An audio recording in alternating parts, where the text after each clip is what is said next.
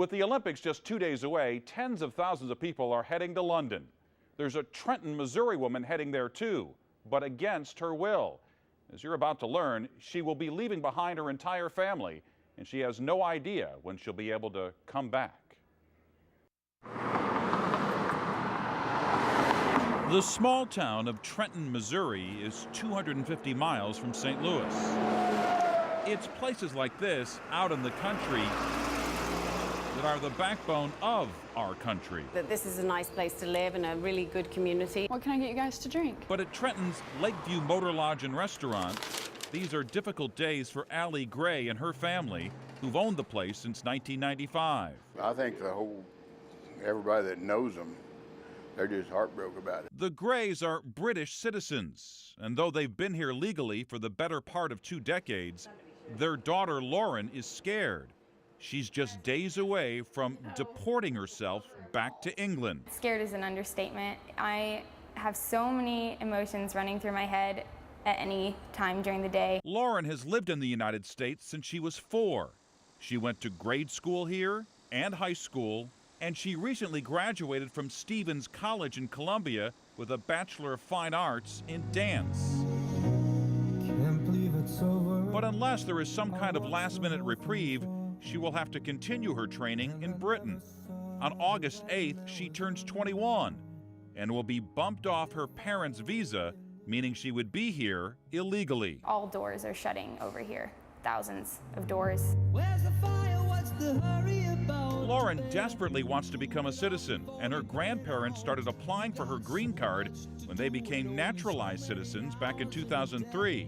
But the wait continues. We realized that time was getting short, but we hoped and prayed that it would happen before 2012. Everybody thinks it's wrong. Customers at the restaurant and hotel have been signing a petition to try and get the attention of lawmakers. They don't want her to leave. She's growing up here. It's horrible, dreadfully guilty. I hate to think I'm putting her through this. Back in June, the Department of Homeland Security stopped deporting law-abiding immigrants who were brought to this country illegally by their parents or others. This was for the children who knew no other country but the U.S. But that didn't help Lauren, because Lauren is here legally. You could say she fell through the gaps. I think a better way of saying is our immigration system is broken.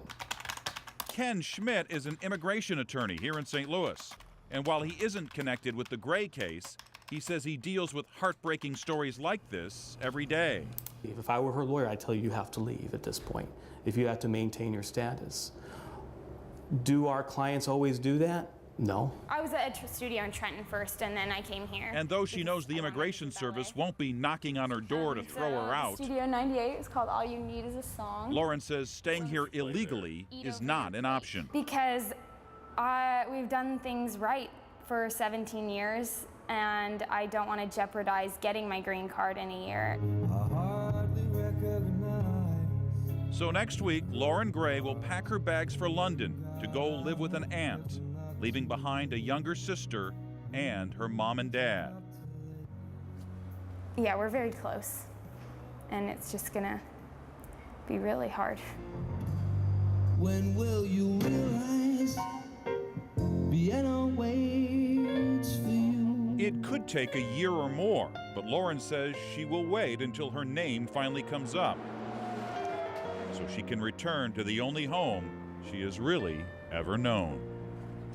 This isn't just breaking my heart and my family's heart, it's breaking a lot of people's hearts. Just to be clear, Lauren's parents are here on E-2 visas, which allow them to have their own business and can be extended indefinitely. Her grandparents are naturalized citizens, and as soon as they got their citizenship, they started applying for green cards for the rest of the family. But there's a huge backlog, and it takes more than 10 years. I contacted the Immigration Service, but they tell me they can't comment on specific cases.